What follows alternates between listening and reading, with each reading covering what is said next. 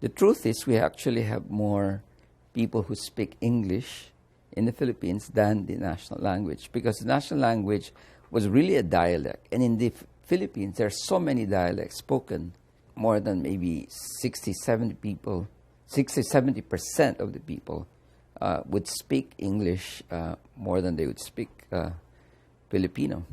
English is learned even outside of school, because a lot of the communications done in English, public science are in English, television, internet's all in English. A lot of the TV programs are in English. If you travel around the Philippines, speak in English, because they'll understand you. You speak Tagalog, you won't be understood by people, the Cebuanos, the Ilonggo. These are different groups in the provinces that they can speak English, but they're more fluent in their own dialects.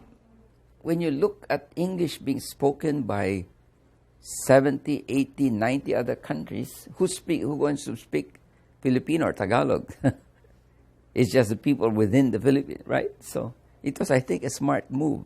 I'll tell you, though, that in 1986, President Corazon Aquino, for whom I worked for about 6 years, she tried to change the medium of instruction, okay, to Filipino, because she had a very nationalistic executive secretary who was, telling her, "No, ma'am, we have to make sure all the schools, especially the elementary, secondary, they can speak English when they get to college, etc." To me, it was a ill-advised policy.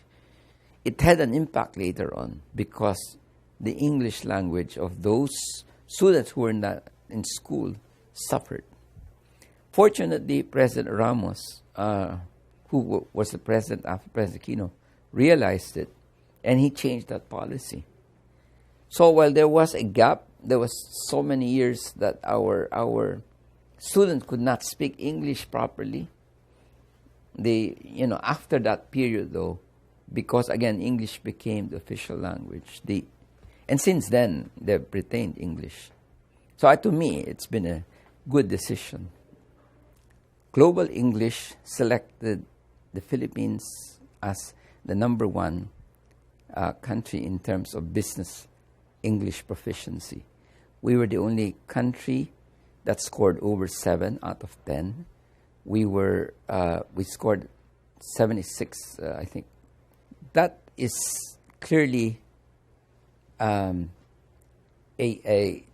big plus for the Philippines, that we have proven ourselves to, particularly when it comes to business, that we are very proficient in the English language. You go to other countries in Asia, it's only Singapore and India. In fact, in the ETS Education Testing Service ranking in 2010, we came out number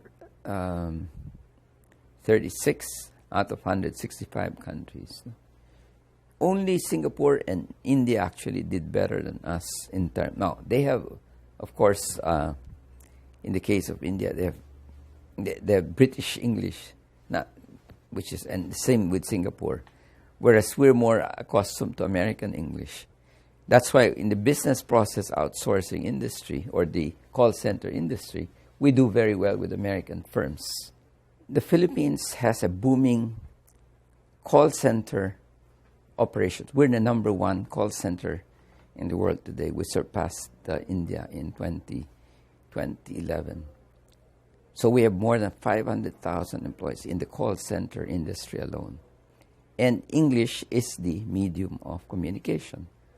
And this is why we have become the number one, because of the facility of Filipinos to speak English. And in fact, they're able to even copy the American accent when communicating with customers. The fact that we have 2.2 million overseas Filipino workers working in over 200 countries, again, is an indicator why Filipino workers are much in demand, because of their knowledge of English, whether it's the Middle East or Europe, US, and the fact that they have good English language capability is one big plus factor. You talk a little bit about Filipino culture. A lot of students that I've interviewed who are studying in the Philippines talk about how the people are so warm and welcoming. That is very true, and that's part of the nature of the Philippines. Very hospitable, very welcoming, and you know, that to me is our biggest asset for the tourism industry. But unfortunately, we've not been able to develop it because we have not also developed the infrastructure. Airports, like, for example, Thailand, which has so many international airports, or Malaysia. But when it comes to, welcoming people, the Filipinos are unmatched.